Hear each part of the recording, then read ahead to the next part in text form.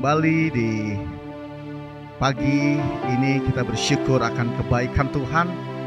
Dan di pagi ini kembali Zoe Live mengudara lewat platform YouTube channel. Dan biarlah setiap kita yang menyaksikan tayangan ini diberkati oleh Tuhan. Ya, baik, untuk mengawalinya kami akan menyapa juga saudara kami Zoe Live yang ada di benua Australia.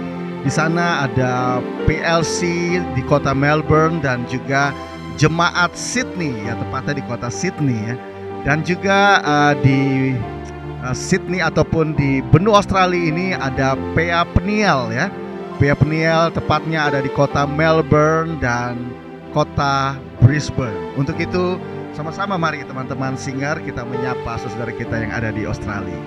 Salam. Haleluya, haleluya. Dan kembali kita ke negeri tercinta Indonesia ini. Kita mau menyapa yang ada di Bandung, JKI Zoe Live. Dan juga di Citra Raya Tangerang juga ada saudara kita JKI Zoe Live. Mari kita sapa mereka. Salam. Ya. Dan juga kami mau menyapa untuk kelompok pemahaman Alkitab Peniel. Di kota Jakarta ini ada juga dan juga ada di Jawa Tengah. Tepatnya di kota Semarang, kota Solo, Kartasura, Klaten, Wonogiri, dan juga ada di kota Medan di Sumatera Utara ya. Dan juga kami mau menyapa untuk saudara hamba Tuhan yang tergabung dalam YPKB, Yayasan Pembawa Kabar Baik. Ada di Jabodetabek ya, ada di Rotendao, dan juga ada di Sulawesi Tengah, tepatnya di Kepulauan Banggai dan Pulau Peli. Dan juga untuk Bapak Ibu Saudara yang menyaksikan akan tayangan ini, sekali lagi kami mau menyapa bersama-sama. Shalom. Haleluya, haleluya. Biarlah kasih setia Tuhan yang terus kita alami dalam kehidupan kita. Kita mau menikmati kembali di pagi ini lewat setiap anugerah yang Tuhan berikan buat kita. Nafas kehidupan, kesehatan, kekuatan. Kita boleh mendapati keluarga, sahabat, saudara-saudara kita, semua dalam keadaan baik. Amin, amin. Mari untuk mengawali akan ibadah kita pada pagi hari ini, saya mau mengajak sama-sama kita berdoa.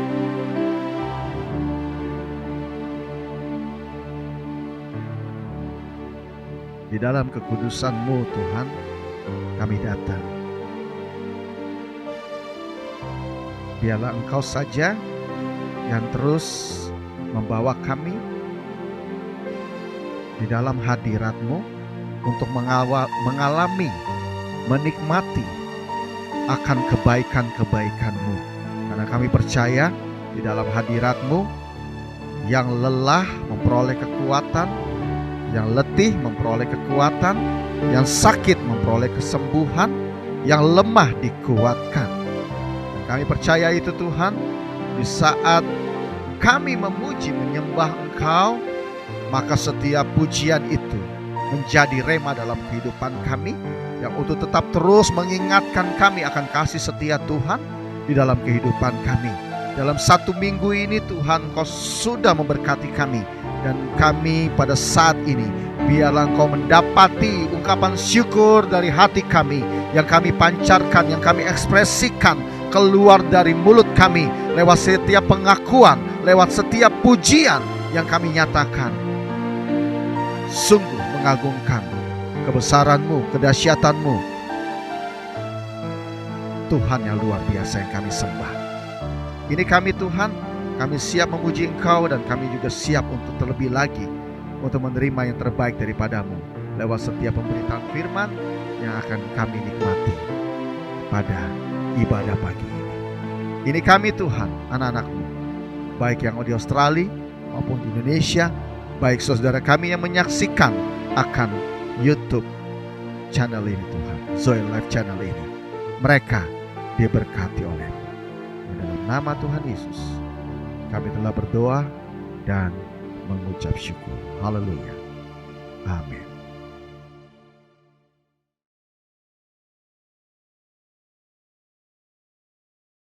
Haleluya. Biarlah hari-hari ini kekuatan daripada Tuhan saja yang kita butuhkan untuk mengalahkan segala sesuatu di dalam kehidupan ini. Ujian ini mari kita katakan sama-sama, yuk katakan. Meskipun musuh di depanku, rintangan menghadang langkahku, ku tahu sungguh Engkau bersamaku. Beribu rebah di kiriku, berlaksa di sisi kananku, ku tahu janjimu Engkau bersamaku. Takkan pernah goyah keyakinanku pada dirimu, Yesus Tuhanku. Tiada yang seperti dirimu. Kaulah kuatku, kebanggaanku, gunung batu dan keselamatanku. Kuat tanganmu, perlindunganku, Kaulah Allah sumber kemenanganku.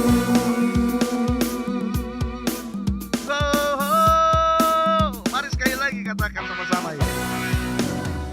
Meskipun musuh di depanku, rintangan menghadang langkahku, ku tahu sungguh Engkau bersamaku. Beribu rebah di kiriku, beribu rebah di kiriku, berlaksa di sisi kananku, ku tahu janjimu Engkau bersamaku. Katakan takkan pernah goyah, takkan pernah goyah keyakinanku pada diriku, Yesus Tuhanku. Tiada yang seperti dirimu. Kaulah kuatku, kebanggaanku, gunung batu dan keselamatanku. Kuat tanganmu, perlindunganku, Kaulah Allah sumber kemenanganku. Ya, saya percaya Tuhan Yesus adalah sumber kekuatan kita. Dialah gunung batu dan keselamatan dalam kehidupan kita. Yang setuju katakan amin. Yang setuju katakan yes. Yang setuju sekali lagi sorakan haleluya. Yes. Mari nyatakan Kaulah kuatku, Kaulah kuatku, kebanggaanku, gunung batu dan keselamatanku. Kuat tanganmu, perlindunganku, Kaulah Allah sumber kemenangan. Kaulah kuatku, kebanggaanku, gunung batu dan keselamatanku. Kuat tanganmu, perlindunganku, Kaulah Allah sumber kemenanganku. Sumber kemenanganku, sumber kemenangan, Kaulah kuatku.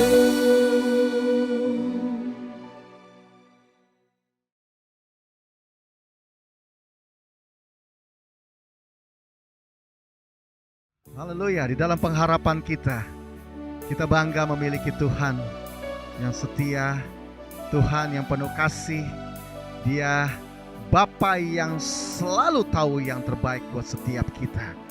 Dan satu hal saya mau bilang bahwa pertolongan nyata pernah terlambat, tak pernah terlalu cepat, ya, tapi tepat pada waktunya, yaitu waktunya Tuhan, karena Dia tahu yang terbaik bagi setiap kita. Haleluya. Mari kita nyatakan pujian ini, Bapak Ibu Saudara.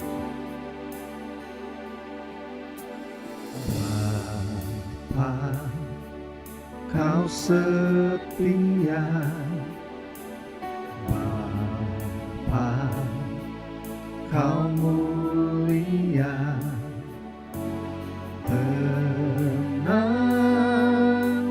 jiwaku, Allah bersamamu.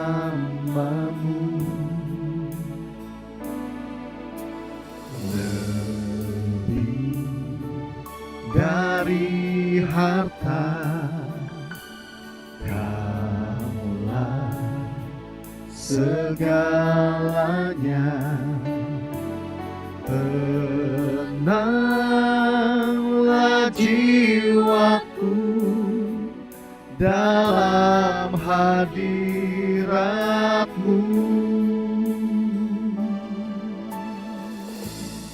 Mari sekali lagi nyatakan. Bapa, Kau setia. Bapa, Kau mulia. Tenanglah jiwaku, aman bersama-Mu.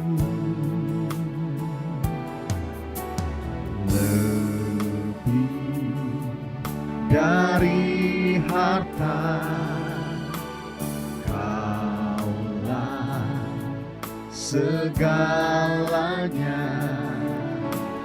Tenanglah jiwaku dalam hadirat-Mu. Kau tunjukkan kasih setiamu, Kau menyediakan yang ku perlu. Kau setia, Kau mulia, dulu, sekarang, dan selamanya.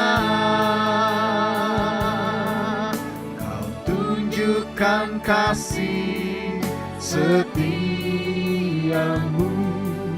Kau menyediakan yang ku perlu.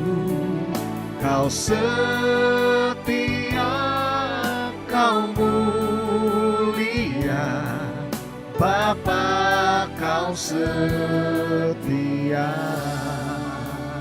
Terima kasih Tuhan untuk kebaikan dan kasih setia. Bapa, Kau setia.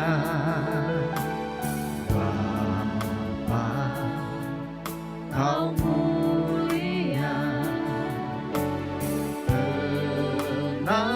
Tenanglah jiwaku, aman bersama-Mu.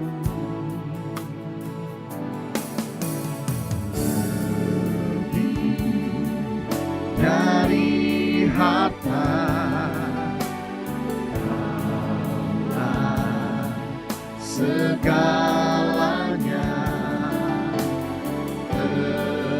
Tenanglah jiwaku dalam hadirat-Mu.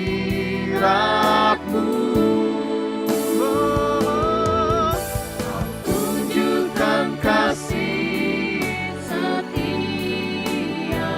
Terima kasih Tuhan. Menyediakan yang ku. Engkau Bapa yang baik. Kau setia, Kau mulia, dulu, sekarang, dan selamanya. Kau tunjukkan kasih setiamu, Kau menyediakan yang ku perlu. Kau setia, Kau mulia, Bapa, Kau setia. Bapak Ibu Saudara, kemarin saya merenungkan dari kejadian di mana peristiwa ataupun di waktu Tuhan menciptakan bumi dan seisinya. Di situ saya membaca ada satu kalimat yang menyatakan bahwa sebelum ada yang dapat mengolah segala sesuatu, ya, Tuhan tuh memberikan uap ataupun air berupa embun yang dapat membasahi akan setiap tanaman ataupun rumput-rumput di bumi, sehingga itu tetap yang Dia ciptakan itu tetap hidup. Nah itu saya baca, wah iya ya. Kita kan selama ini cuma bisa dapat baca bahwa pertolongan Tuhan itu seperti makanan bagi burung Tuhan siapkan. Bunga bakung di padang, di ladang Tuhan dandani. Ya. Jadi saudaraku, Tuhan tahu yang terbaik buat kita. Pertolongannya selalu tepat pada waktunya. Jadi jangan pernah tinggalkan Tuhan. Berharap selalu, berseru selalu hanya kepada Dia. Dia adalah sumber kekuatan, sumber pertolongan kita, karena Dia selalu menunjukkan kasih setianya dalam kehidupan kita. Haleluya, haleluya. Mari sekali lagi kita nyatakan pujian ini. Kau tunjukkan kasih setiamu Bapa. Haleluya. Kau tunjukkan kasih setiamu. Kau menyediakan yang ku perlu. Kau setia, kau Bapa, kau setia. Bapa, kau setia. Mari lebih lagi nyatakan, kau tunjukkan kasih. Kau tunjukkan kasih setiamu. Kau menyediakan yang ku perlu. Kau setia, kaumu dulu sekarang dan selamanya. Kau tunjukkan kasih setiamu. Kau menyediakan yang ku perlu. Kau setia, kau mulia. Bapa, kau setia. Pertolonganmu begitu ajaib. Haleluya. Pertolonganmu begitu ajaib. Kau telah memikat hatiku di saat aku tak sanggup lagi. Di situ tanganmu bekerja. Pertolonganmu Tuhan, pertolonganmu begitu ajaib. Kau memikat hatiku. Kini mataku tertuju padamu. Ku rasakan kasih-Mu Tuhan. Mari lebih lagi nyatakan pertolongan-Mu Tuhan. Pertolongan-Mu begitu ajaib. Di saat-saat ini, di hari-hari ini, bagi setiap kita yang membutuhkan pertolongannya, ingatlah, Dia Tuhan yang tahu akan setiap kita. Dia yang akan dengan kekuatan tangannya menolong setiap kita.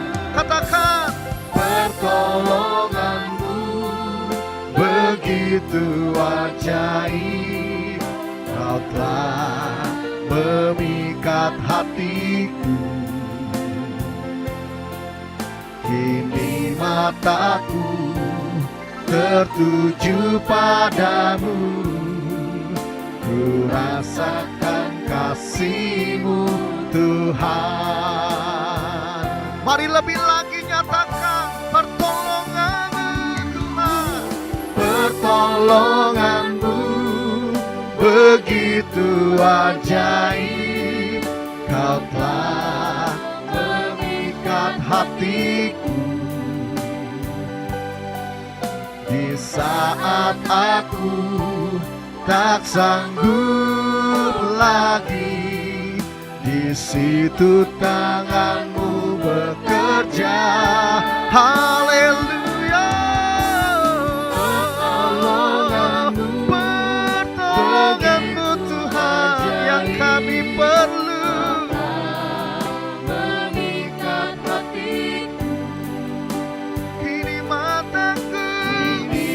mataku tertuju padamu, ku rasakan kasih-Mu Tuhan. Kini mataku tertuju padamu, ku rasakan kasih-Mu Tuhan. Sekali lagi, kini mataku tertuju padamu, ku rasakan kasih-Mu Tuhan. Ini pernyataan kami Tuhan, bahwa kami sungguh percaya kepadamu Tuhan. Engkau yang ajaib, Engkau yang luar biasa. Mari nyatakan bersama, sekali lagi nyatakan, aku percaya. Haleluya. Aku percaya Tuhanku ajaib, Kau turun tangan memulihkanku. Aku percaya Tuhanku dahsyat, Kau turun tangan memberkatiku. Aku percaya Tuhanku ajaib, Kau turun tangan memulihkanku. Aku percaya Tuhanku dahsyat, Kau turun tangan Mari suara kita saja nyatakan, aku percaya Tuhanku ajaib, Kau turun tangan memulihkanku. Aku percaya Tuhanku dahsyat, Kau turun tangan memberkatiku.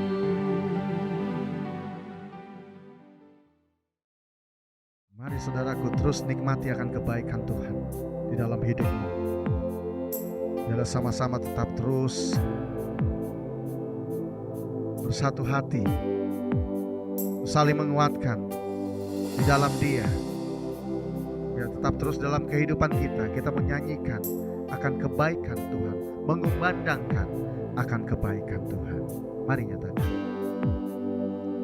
ku cinta Kau, rahmat-Mu nyata bagiku, hidupku di dalam tangan-Mu. Sejak pagi ku terbangun sampai ku terbaring, ku nyanyi kebaikan-Mu Tuhan.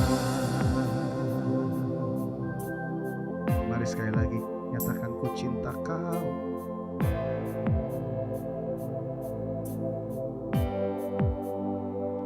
Ku cinta Kau, rahmat-Mu nyata bagiku, hidupku di dalam tangan-Mu.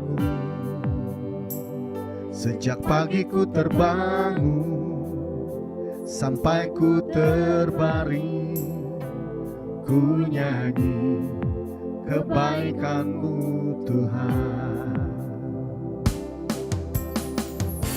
Sepanjang hidupku Kau setia,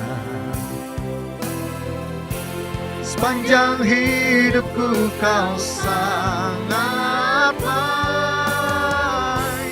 Nafasku memuliakan-Mu, ku nyanyi kebaikan-Mu Tuhan. Suara Tuhan tuntut setiap kita. Suara-Mu tuntunku lewati api, dalam gelap Kau ada bagiku. Ku tahu sungguh kau Bapakku dan sahabatku. Ku saksikan kebaikan-Mu Tuhan. Come on, sepanjang hidupku kau setia.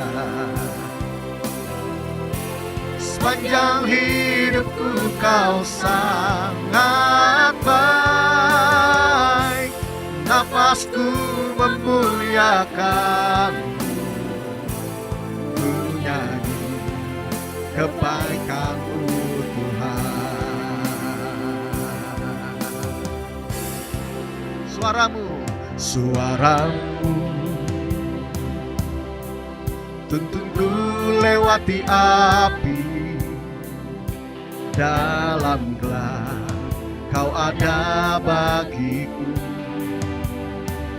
Ku tahu sungguh kau Bapakku dan sahabatku. Ku saksikan kebaikan-Mu Tuhan. Haleluya. Sepanjang hidupku kau setia. Sepanjang hidupku kau sangat baik. Nafasku memuliakan-Mu, ku nyanyi kebaikan-Mu Tuhan. Kebaikan-Mu Tuhan. Kebaikan-Mu Tuhan berkati hidupku. Haleluya. Kebaikan-Mu Tuhan sertai langkahku. Aku berserah datang menyembah hidupku bagi-Mu. Kebaikan-Mu Tuhan berkati hidupku. Kebaikan-Mu Tuhan berkati hidupku. Haleluya. Kebaikan-Mu Tuhan sertai langkahku. Aku berserah datang menyembah hidupku bagi-Mu. Kebaikan-Mu Tuhan berkati. Sekali lagi katakan, kebaikan-Mu Tuhan berkati hidupku. Haleluya. Kebaikan-Mu Tuhan sertai langkahku. Aku berserah datang menyembah hidupku bagi-Mu. Kebaikan-Mu Tuhan berkati hidupku. Sepanjang hidupku kau setia. Sepanjang hidupku kau sangat baik. Nafasku memuliakan-Mu, ku nyanyi kebaikan-Mu Tuhan. Mari sekali lagi, sepanjang hidupku. Sepanjang hidupku kau setia. Sepanjang hidupku kau sangat baik. Nafasku memuliakan-Mu, ku nyanyi kebaikan-Mu Tuhan. Ku nyanyi kebaikan-Mu Tuhan. Ku nyanyi kebaikan-Mu Tuhan.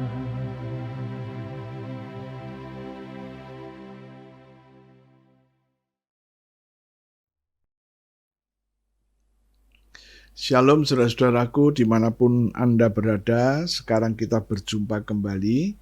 Kita akan menggali kebenaran firman Tuhan. Dan untuk itu mari kita berdoa terlebih dahulu supaya kita dapat mengerti kebenaran itu. Tuhan, kami mengucap syukur Tuhan beri kesempatan kepada kami untuk berkumpul, untuk mendengar firman Tuhan. Dan kami sangat memerlukan wahyu, hikmat, dan pengertian yang dari Tuhan, yang membuat setiap kami mengerti firman-Mu dengan baik dan benar. Dan darah-Mu, darah Yesus, menguduskan kami, memproteksi kami. Dalam nama Yesus kami membuka roh kami lebar-lebar untuk diisi firman Tuhan. Terima kasih Tuhan, dalam nama Yesus kami berdoa. Haleluya, puji Tuhan. Amin. Ya, saudara-saudaraku, beberapa saat yang lalu ada isu-isu yang disampaikan oleh hamba Tuhan, dan isu-isu terus berkembang dan menjadikan jemaat bertanya-tanya, termasuk kami pun mendapat bagian untuk ditanya bagaimana seharusnya. Nah, isu apakah itu? Isu sudah banyak sekali orang-orang yang mendengar bahwa ada hamba Tuhan yang berkata bahwa tatkala kita sedang diperhadapkan untuk melakukan sesuatu kepada orang tua, namun kita terbentur di satu pihak harus memberikan persembahan persepuluhan, dan di pihak lain adalah kita harus membawa orang tua ke rumah sakit. Hamba Tuhan itu berkata supaya didahulukan orang tuanya. Yang kedua, ada hamba Tuhan lain tetapi masih dalam kelompok hamba Tuhan yang pertama itu. Dia ada di Holy Land, dan dia berkata bahwa dia ada di Holy Land, dan dia baru saja berbicara kepada rabi-rabi yang ada di tempat itu dan menanyakan soal persembahan persepuluhan. Dikatakan oleh hamba Tuhan itu, rabi-rabi itu berkata, itu sudah tidak diberlakukan lagi.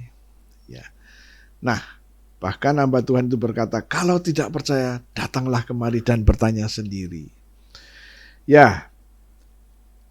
Kedua berita ini yang membawakan juga hamba Tuhan, dan dampaknya adalah ada jemaat yang berkata, ini baru pendeta. Tetapi ada jemaat yang lain, dia bilang bingung harus berbuat apa.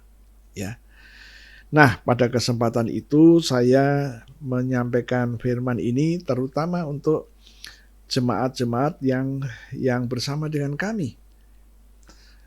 Kami punya kewajiban untuk memberikan guidance, penjelasan. Dasarnya adalah itu, dan saya memberi judul, benarkah persembahan persepuluhan tidak usah dilakukan lagi? Oke, saya akan ajak Anda untuk melihat firman-firman yang firman ini sudah cukup dikenal.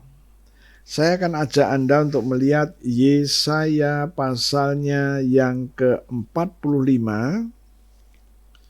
Yesaya 45, ayatnya yang ke-23, bagian pertama.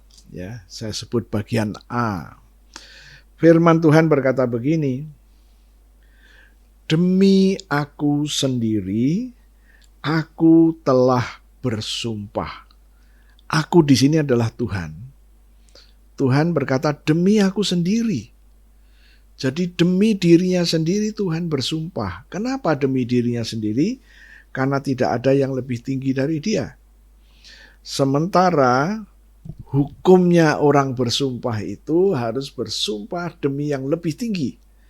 Sementara Tuhan yang paling tinggi, dia harus bersumpah demi siapa?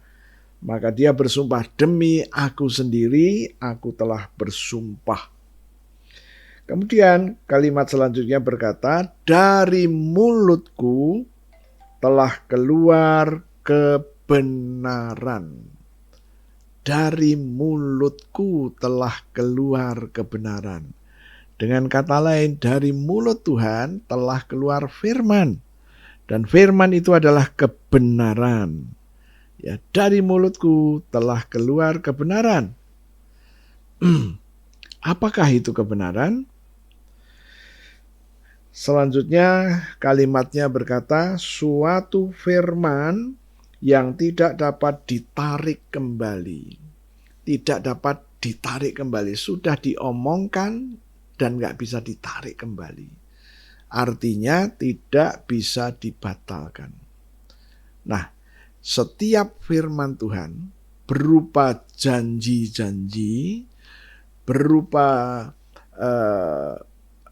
nasihat-nasihat, semua firman yang sudah keluar dari mulut Tuhan tidak bisa ditarik kembali, tidak bisa dibatalkan. Perpuluhan ada di beberapa kitab Perjanjian Lama dan ada di dalam kitab Perjanjian Lama yang terakhir, yaitu Maleakhi. Ya. Itu semua telah diucapkan Tuhan dan tidak bisa ditarik kembali. Pertanyaannya, siapakah yang bisa membatalkan? Apakah rabi? Apakah pendeta? Tentu saja tidak. Oke, sekarang saya ajak Anda untuk melihat yang berikutnya.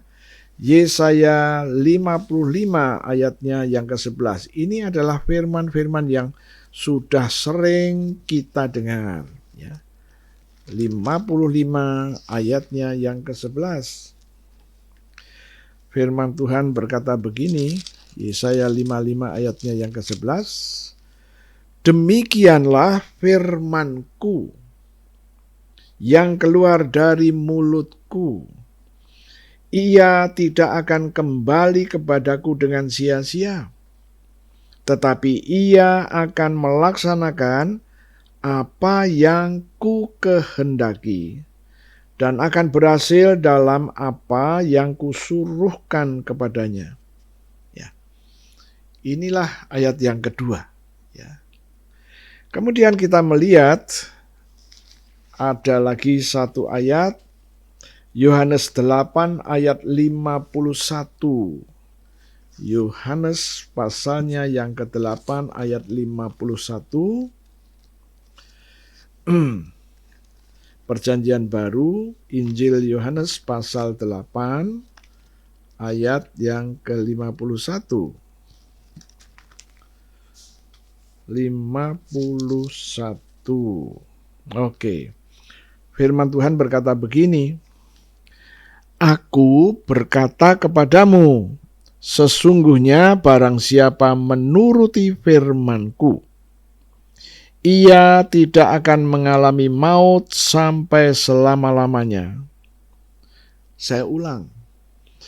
Aku, Yesus, berkata kepadamu, sesungguhnya barang siapapun yang menuruti firman Tuhan, ia yang menuruti firman Tuhan tidak akan mengalami maut sampai selama-lamanya. Bagaimana kalau ia itu membatalkan firman yang telah Tuhan katakan? Oke, saya tidak akan melanjutkan itu. Kemudian Kisah Para Rasul 10 ayat 1 sampai yang keempat. Ya. Kisah Para Rasul 10 ayat 1 sampai dengan yang keempat. Ini berkaitan dengan Kornelius. Ya, firman Tuhan berkata begini. Di Kaisarea ada seorang yang bernama Kornelius, seorang perwira pasukan yang disebut pasukan Italia. Jadi Kornelius bukan orang Yahudi. Kornelius bukan orang Greka, Yunani, orang Itali. Yang kedua, ia saleh, ia serta seisi rumahnya takut akan Allah, dan ia memberi banyak sedekah kepada umat Yahudi dan senantiasa berdoa kepada Allah. Dalam suatu penglihatan, kira-kira jam 3 petang, jam 3 sore, jelas tampak kepadanya. Seorang malaikat Allah masuk ke rumahnya dan berkata kepadanya, "Kornelius." Ayat 4, ia menatap malaikat itu dan dengan takut ia berkata, "Ada apa Tuhan?" Jawab malaikat itu, "Semua doamu dan semua sedekahmu telah naik ke hadirat Allah dan Allah mengingat engkau." Jadi sedekahnya, doa-doanya naik ke hadirat Tuhan. Dan sedekah dan doa itu menjadi momen peringatan. Seperti halnya saya tinggal di Jakarta, ada tugu yang cukup tinggi yang didirikan di Monas, disebut Tugu Monas. Tugu Monas itu menjadi peringatan bahwa Anda sudah ada di Jakarta. Ya. Anda sudah ada di Jakarta, karena hanya Monas ini satu-satunya yang ada di Indonesia. Nah, itu mengingatkan bahwa Monas itu suatu tugu untuk memperingati. Setiap orang yang melihat Tugu Monas, dia akan tahu, ya. Itu disebut monumen, bangunan yang didirikan dengan tujuan untuk mengingat sesuatu. Nah, bagaimana dengan doa Kornelius dan persembahan Kornelius? Menjadi monumen juga. Setiap kali Tuhan melihat itu, ingat Kornelius. Sementara Kornelius memberikan dananya kepada orang-orang Yahudi yang kekurangan. Doa-doanya dinaikkan. Jadi peristiwa ini adalah peristiwa di bumi. Kornelius memberikan persembahan, Kornelius menaikkan doa. Itu menjadi monumen. Setiap kali Tuhan melihat itu, mengingat Kornelius. Nah, saya mencoba merangkai ini untuk menjadi suatu jawaban. Kita akan melihat persembahan persepuluhan itu sendiri. Banyak di dalam Perjanjian Lama, tapi saya hanya memilih 4 ayat saja. Yang pertama saya ambil dari Bilangan 18. Bilangan 18 ayatnya yang ke-21. Mengenai Bani Lewi, sesungguhnya aku Tuhan berikan kepada mereka segala persembahan persepuluhan di antara orang Israel sebagai milik pusakanya, untuk membalas pekerjaan yang dilakukan mereka, yang dilakukan Bani Lewi. Pekerjaan pada kemah pertemuan. Nah, jadi persembahan persepuluhan dalam bentuk natura, dalam bentuk gandum, dalam bentuk buah-buahan, ya, itu dipersembahkan untuk diberikan kepada orang Lewi. Masih di dalam pasal 18 ayat yang ke-24, sebab persembahan persepuluhan yang dipersembahkan orang Israel kepada Tuhan sebagai persembahan khusus, ku berikan kepada orang Lewi sebagai milik pusakanya. Itulah sebabnya aku, Tuhan, telah berfirman tentang mereka. Mereka tidak akan mendapat milik pusaka di tengah-tengah orang Israel. Sebagai gantinya, dia menerima persembahan persepuluhan. Sekarang kita melihat yang ketiga, Ulangan 26. Ya, Ulangan 26 ayatnya yang ke-12. Ya, Ulangan 26 ayatnya yang ke-12. Ya. Ulangan 26 ayatnya yang ke-12. Firman Tuhan berkata begini, apabila dalam tahun yang ketiga, tahun persembahan persepuluhan, engkau sudah selesai mengambil segala persembahan persepuluhan dari hasil tanahmu, maka haruslah engkau memberikannya kepada orang Lewi, orang asing, anak yatim, dan kepada janda, supaya mereka dapat makan di dalam tempatmu dan menjadi kenyang. Ya, jadi ini bukan hanya orang Lewi, tetapi dikatakan orang asing, anak yatim, dan janda. Ya. Namun persembahan-persembahan persepuluhan yang tadi dicatat di dalam Perjanjian Lama, kecuali Maliaki, tidak ada janji yang disertakan. Hanya perintah untuk memberikan persembahan persepuluhan. Sekarang kita akan melihat Maliaki. Maliaki itu kitab yang terakhir, Maliaki pasalnya yang ketiga. Maliaki itu ada di depan Matius. Maliaki 3 ayatnya yang ke-10. Maliaki 3 ayat 10, 11, dan 12. Firman Tuhan berkata begini, bawalah seluruh persembahan persepuluhan itu ke dalam rumah perbendaharaan, supaya ada persediaan makanan di rumahku, dan ujilah aku, firman Tuhan semesta alam, apakah aku tidak membukakan bagimu tingkap-tingkap langit, dan mencurahkan berkat kepadamu sampai berkelimpahan. 11. Aku akan menghardik bagimu belalang pelahap, supaya jangan dihabisinya hasil tanahmu, dan supaya jangan pohon anggur di padang tidak berbuah bagimu, firman Tuhan semesta alam. 12. Maka segala bangsa akan menyebut kamu berbahagia, sebab kamu ini akan menjadi negeri kesukaan, firman Tuhan semesta alam. Hanya di dalam Maliaki 3 ayat 10, 11, 12 diberikan janji kepada orang yang membawa persembahan persepuluhan ke rumah perbendaharaan. Apa ini rumah perbendaharaan? Namanya rumah perbendaharaan, berarti ada orang yang mencatat.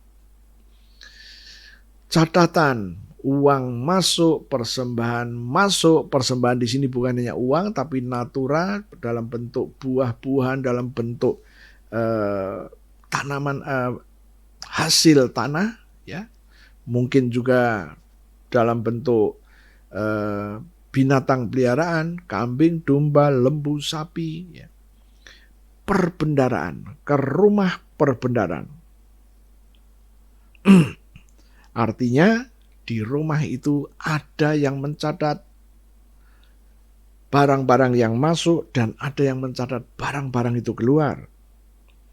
Untuk apa? Supaya ada persediaan makanan. Makanan apa ini? Makanan-makanan firman.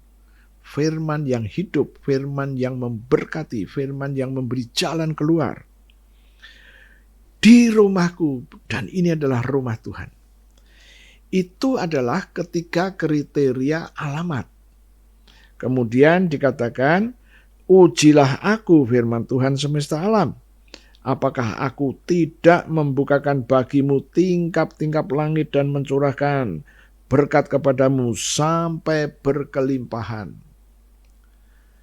Itu yang dijanjikan di dalam ayat 10, ayat 11. Aku Tuhan akan menghardik bagimu belalang pelahap, supaya jangan dihabisinya hasil tanahmu, dan supaya jangan pohon anggur di padang tidak berbuah bagimu, firman Tuhan semesta alam. Ayat 11 adalah janji, tatkala kita memberikan persembahan persepuluhan sesuai dengan alamat yang Tuhan mau, nah, belalang pelahap akan diusir dari Anda dan dari panenan-panenan Anda. Dan akan membuat pohon anggur di padang selalu berbuah untuk Anda. Ya. Itu ayat yang ke-11. Ayat yang ke-12. Maka segala bangsa akan menyebut kamu berbahagia. Kenapa? Walaupun Anda memberikan persembahan persepuluhan, tidak terjadi kekeringan, tidak terjadi kekurangan, tidak terjadi kemiskinan. Inilah jaminan yang Tuhan berikan. Maka isu yang tadi pertama saya katakan, kalau kita memberikan, tidak mungkin terjadi kekurangan, apalagi dihadapkan dilema harus memberikan persepuluhan atau harus mengirim orang tua ke rumah sakit. Butuh dana, tidak kecil. Nah, dari apa yang kita baca, kita tidak diizinkan diperhadapkan kepada dilema dan harus memilih itu. Oke, kemudian kita melihat apa yang dikerjakan Kornelius. Kornelius seorang perwira tentara Romawi. Dia bukan orang Yahudi, bukan orang Yunani, orang Itali. Nah, saya pernah menyampaikan khotbah saya mengenai peristiwa salib. Ternyata Pontius Pilatus sebagai pemegang wewenang dan dia bisa menjatuhi orang hukuman mati. Pelaksanaan hukuman mati harus dikontrol oleh serdadu dari Italia. Nah, menurut sejarah gereja, regu yang mengawasi eksekusi penyaliban itu suatu regu yang tidak terlampau banyak. Kira-kira 5 orang ditambah 1 komandannya. Dan komandan ini adalah orang kepercayaan Pontius Pilatus. Sejarah mencatat namanya Gaius Longinus, orang Italia. Dia seorang perwira yang matanya juling dan kabur. Namun dia harus menjalankan tugas. Maka dia mengawasi. Pada waktu hari Jumat sore, jam 3 Alkitab mencatat Yesus mengembuskan napasnya. Dan orang Yahudi minta supaya drama penyaliban selesai. Karena sebentar lagi masuk hari Sabat, maka mayat-mayat harus diturunkan. Ada 2 mayat yang belum mati, tidak bisa disebut mayat karena masih hidup, yaitu kedua penjahat. Apa yang dilakukan? Itu lututnya ditekuk, tapi bukan ditekuk ke belakang, ditekuk ke depan. Maka peristiwa itu mempercepat kematian kedua penjahat itu. Kemudian Yesus tidak ada reaksi apa-apa, dan Longinus sebagai komandan harus memutuskan. Yesus harus dilakukan yang sama, lututnya ditekuk ke depan atau tidak. Nah, sementara Gaius punya masalah dengan matanya, dia mendekat ke tubuh Yesus yang lagi tergantung di salib. Kemudian dia mengambil tombak untuk membuktikan bahwa Yesus sudah mati. Lambungnya ditusuk dan keluarlah air dan darah. Itu bukti bahwa Yesus sudah mati. Tidak perlu dipatahkan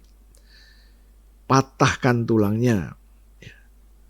Maka Gaius Longinus memerintahkan mayatnya Yesus harus diturunkan. Dan mayat itu diminta oleh Yusuf Arimatea yang memiliki kubur itu yang dipakai oleh Yesus. Kemudian singkat cerita, Yesus diproses sesuai dengan adat istiadat Yahudi. Kemudian dikubur, ditutup pintu lubang kubur itu ditutup dengan batu bulat yang cukup tebal. Bagaimana dengan Gaius Longinus. Sejarah gereja mencatat Gaius mengalami mujizat, matanya sembuh, tidak kabur dan tidak juling. Itu pengalaman iman Gaius.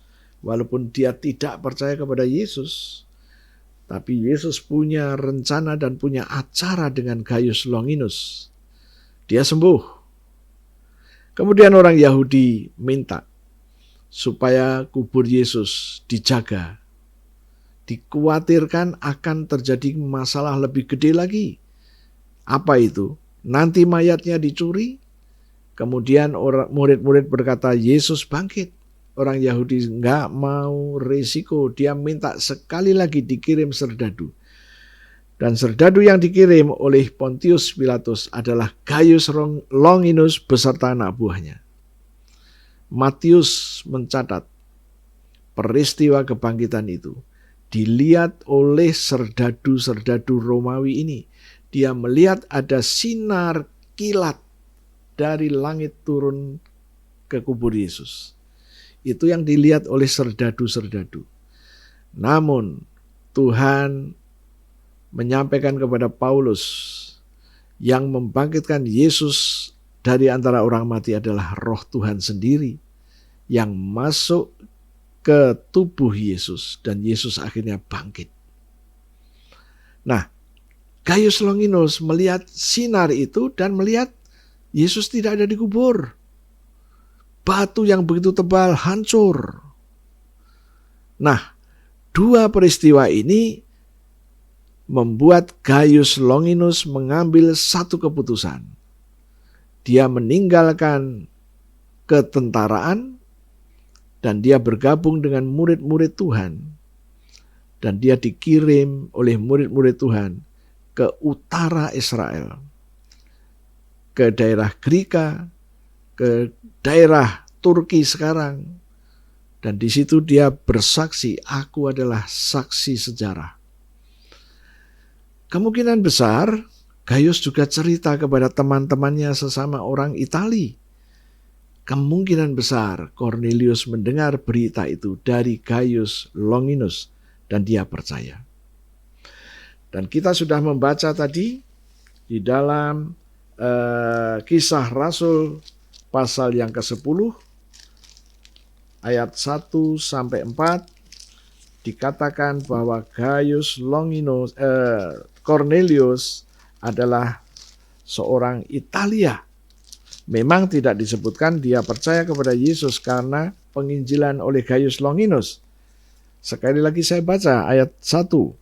Di Kaisarea ada seorang yang bernama Cornelius, seorang perwira pasukan yang disebut pasukan Italia. 2. Ia saleh. Ia serta seisi rumahnya takut akan Allah, dan ia memberi banyak sedekah kepada umat Yahudi dan senantiasa berdoa kepada Allah. Ayat yang ketiga. Dalam suatu penglihatan, kira-kira jam 3 petang, jelas tampak kepadanya, kepada Cornelius, seorang malaikat Allah masuk ke rumahnya dan berkata, Cornelius. Ayat 4, ia menatap malaikat itu dan dengan takut ia berkata, ada apa Tuhan? Malaikat Tuhan menjawab, semua doamu dan semua sedekahmu telah naik ke hadirat Allah dan Allah mengingat engkau. Jadi setiap kali Tuhan melihat cawan doanya, Tuhan melihat cawan sedekahnya, dia langsung ingat Cornelius. Ya. Nah, dari Kisah Rasul memang tidak diceritakan bagaimana ini Cornelius bisa percaya kepada Yesus. Tidak. Tapi sejarah gereja yang saya sempat baca adalah seperti itu. Nah sekarang kita mulai masuk kepada persoalan ini. Mengenai persembahan persepuluhan kita sudah nangkep, sudah ngerti. Sekarang saya akan ajak Anda untuk melihat Lukas pasal 12. Lukas pasal 12 Kita akan melihat ayatnya yang ke-30 sampai ke-33. Semua itu dicari, mungkin ayat 29, jadi janganlah kamu mempersoalkan apa yang akan kamu makan atau apa yang akan kamu minum, dan janganlah cemas hatimu. 30. Semua itu dicari bangsa-bangsa di dunia yang tidak mengenal Allah. Akan tetapi Bapakmu tahu bahwa kamu memang memerlukan semuanya itu. Yang kamu akan makan, yang akan kamu minum, yang akan kamu pakai. Semua, termasuk kita, memerlukan semuanya itu. Kemudian 31. Tetapi carilah kerajaannya, maka semuanya itu akan ditambahkan juga kepadamu. Ayat 32. Janganlah takut, hei kamu kawanan kecil. Kenapa kawanan kecil? Ya waktu itu orang-orang yang percaya kepada Yesus belum terlampau banyak.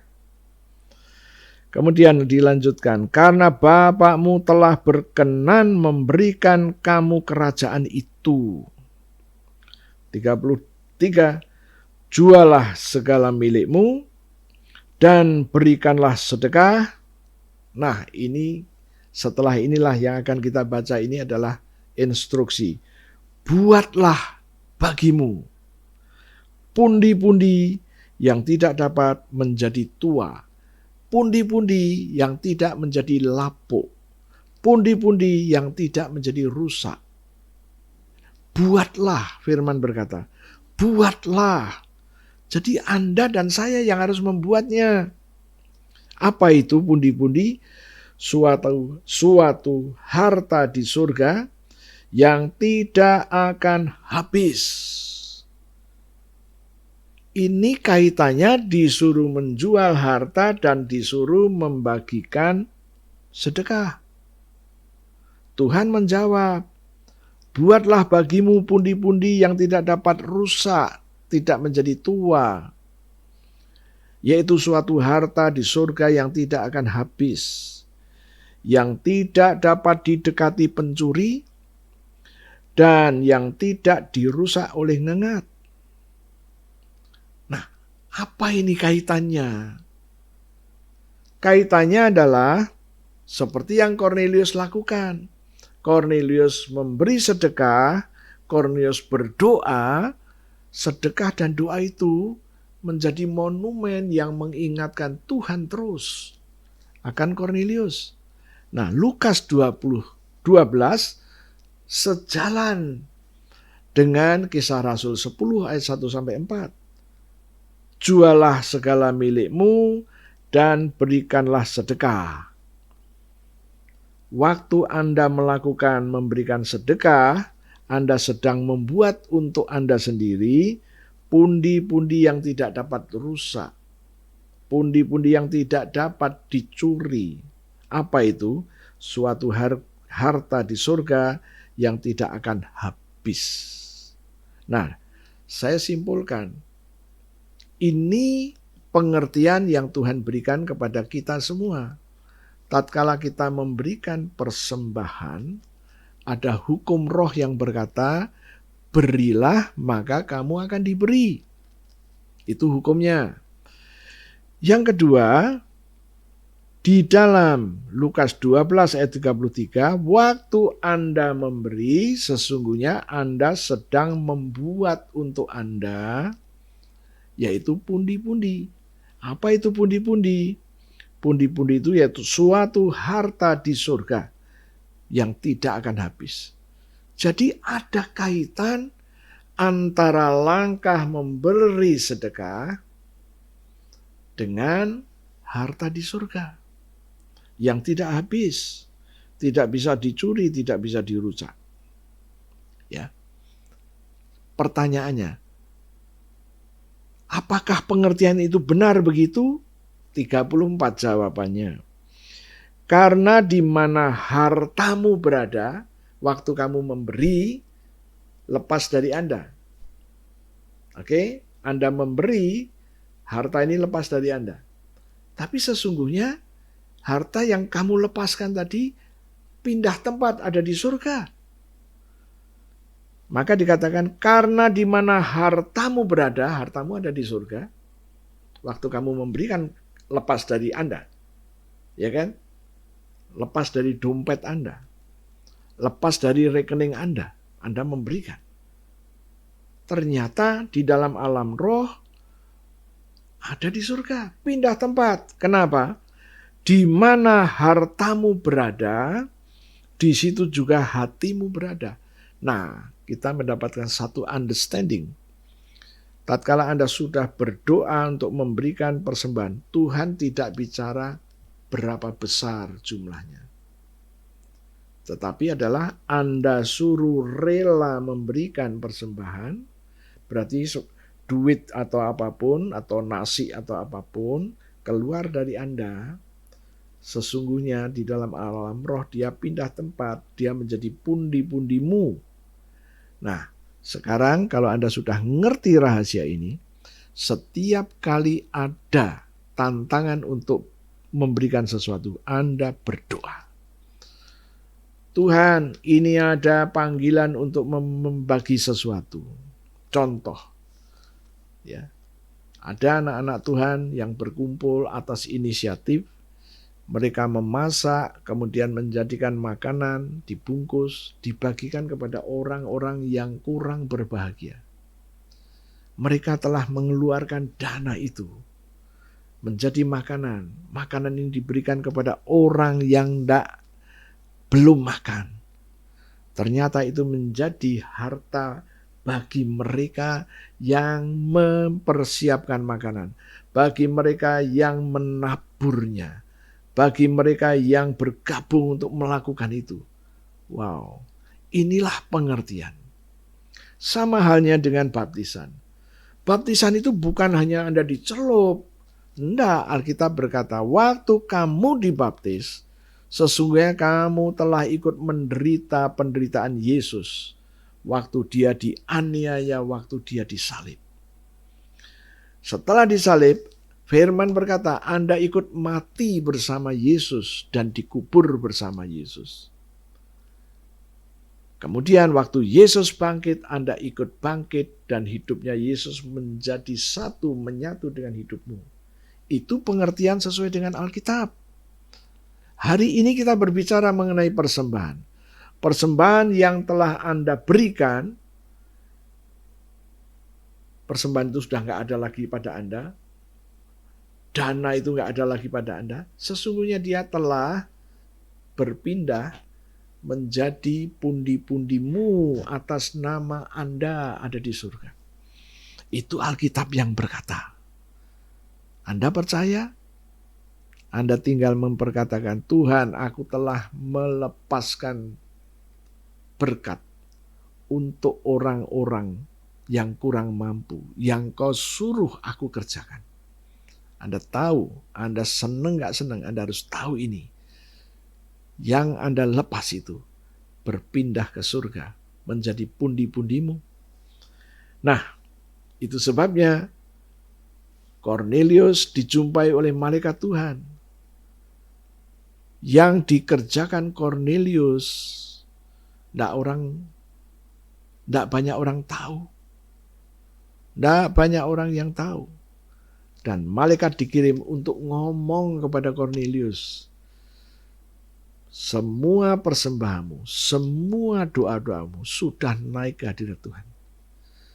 Nah, yang dikerjakan Kornelius di bumi ini memberikan sedekahnya kepada orang-orang Yahudi, tapi Tuhan ngomong. Nah, dari sini kita mengerti rahasia persembahanmu yang kau berikan dengan kerelaan, dan tentu saja harus dengan doa-doamu mendoakan persembahanmu supaya jangan sampai menjadi masalah. Persembahanmu harus menjadi berkat. Bukankah anak Abraham diberkati untuk menjadi berkat? Nah, dari sini kita mulai nangkap, mulai ngerti. Sekarang saya mau ambil kesimpulan. Jadi bagaimana dengan persembahan persepuluhan? Tidak ada satu manusia pun yang boleh membatalkannya. Dan Tuhan pun tidak ingin membatalkan. Terus lakukan. Anda perkatakan, Tuhan, seperti yang kau sampaikan kepada Kornelius, aku percaya engkau pun juga akan menyampaikan kepadaku segala persembahanku dan segala doa-doaku sampai ke hadirat Tuhan. Dan itu menjadi peringatan Tuhan untuk mengingat saya. Yang kedua, tetap naikkan doa-doamu. Tetap lakukan itu.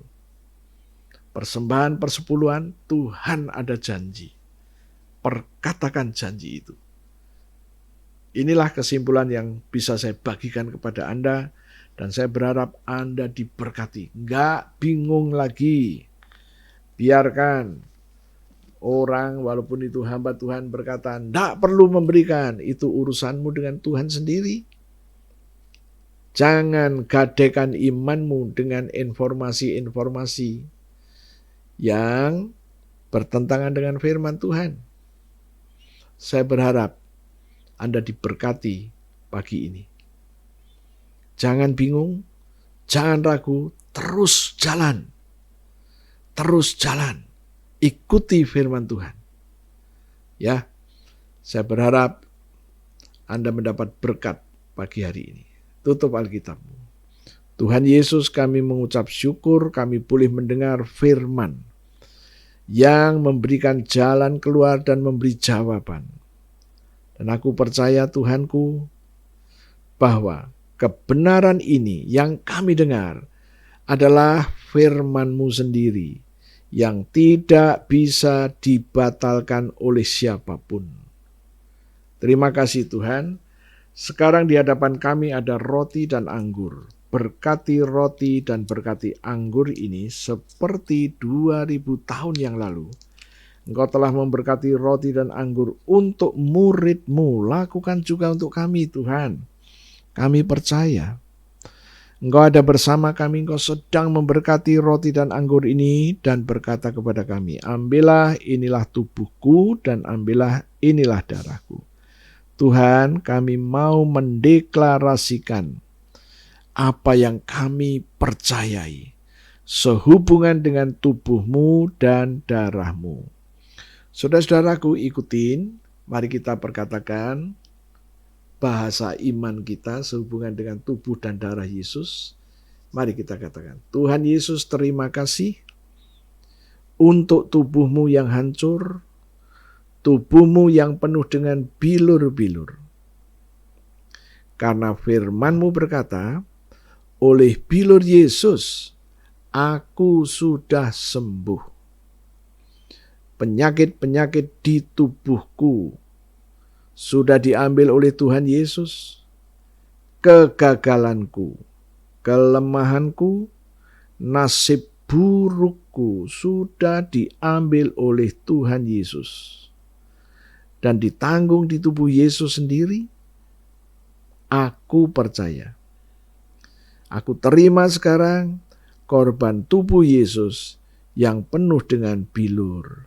Mari kita makan sama-sama dalam nama Yesus.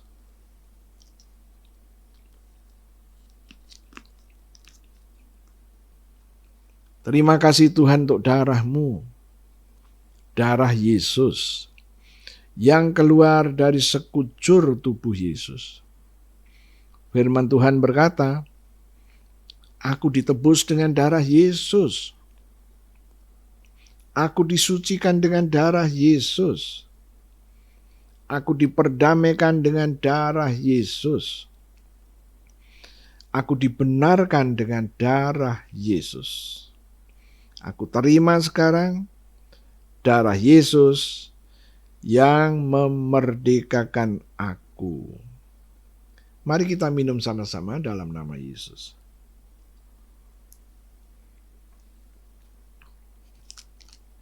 Terima kasih Tuhan. Kami baru saja makan daging-Mu dan minum darah-Mu. Firman Tuhan berkata, Engkau berjanji memberikan hidup kekal kepada kami. Demi nama Yesus, kami terima hidup kekal itu. Hidup kekal itu tersimpan di dalam hidup kami dan menjadi satu dengan hidup kami. Dan Engkau juga berjanji akan membangkitkan kami di akhir zaman. Demi nama Yesus kami terima. Tuhan, kami berdiri atas Roma 5 ayat 9. Lebih-lebih, Engkau telah membenarkan kami dengan darah-Mu sendiri, maka kami akan diselamatkan dari murka Tuhan. Tuhan, kami percaya sekarang kami mengoleskan tubuh kami dengan darah Yesus. Kami taruh pada tubuh kami dan firman-Mu berkata pada tubuh kami sudah dibenarkan dengan darah Yesus. Maka kami dibebaskan, dimerdekakan dari murka Tuhan. Tuhan, ini adalah iman kami dan kami telah mengerjakannya, melakukannya. Terima kasih Tuhan, kami juga lanjut berdoa untuk jemaat-jemaat Tuhan dimanapun berada. Biarlah firman yang dibagikan pada saat ini menjadi firman yang adalah jawaban, supaya jemaat-jemaat Tuhan tidak ragu-ragu, tidak bingung. Karena firman-Mu berkata, setiap firman yang telah keluar dari mulut-Mu tidak ada yang boleh membatalkannya, tidak boleh ada yang menariknya kembali. Itu sebabnya kami pegang janji-Mu. Dan kami terus berdoa supaya jemaat-jemaat Tuhan yang mendengar berita saat ini, imannya diteguhkan, tetap maju terus. Tuhan, kami juga terus berdoa, biarlah jemaat-Mu dimanapun mereka berada, saat ini mereka mempraktekkan firman-Mu. Dan belalah firman Tuhan, supaya mereka mendapatkan jalan keluar, jawaban yang dari Tuhan sendiri. Terima kasih Tuhan. Sekarang kami juga terus berdoa untuk jemaat-jemaat yang sedang sakit. Tuhan, penyakit-penyakit itu bukan kehendak-Mu. Dan kami mendengar berita saat ini bahwa firman-Mu berkata, setiap firman yang keluar dari mulut-Mu tidak bisa ditarik kembali. Harus terjadi. Sementara Engkau berkata, dengan darah-Mu Engkau telah membuat benar. Tuhan, mereka yang punya masalah dengan jantung sudah dibuat benar. Mereka yang punya masalah dengan ginjal, gagal ginjal, darah-Mu telah membuat benar. Mereka yang punya masalah dengan pencernaannya juga sudah dibenarkan dengan darah Yesus. Mereka yang punya masalah dengan sinus, Tuhan, di sinusnya juga ada darah-Mu, darah Yesus, yang membenarkan sinusnya. Maka tidak boleh ada masalah lagi dengan sinus. Terima kasih Tuhan. Jemaat-Mu yang sedang bergumul dengan perekonomian, keuangan, Tuhan, kami juga mendukung doa. Rezeki mereka sudah dibenarkan dengan darah Yesus. Hidup mereka sudah dibenarkan dengan darah Yesus. Mereka boleh menerima janji-janji-Mu bahwa mereka diberkati. Terima kasih Tuhanku. Kami juga terus berdoa sekarang ini untuk bangsa dan negara kami, Indonesia. Terima kasih Tuhan posisi Indonesia saat ini.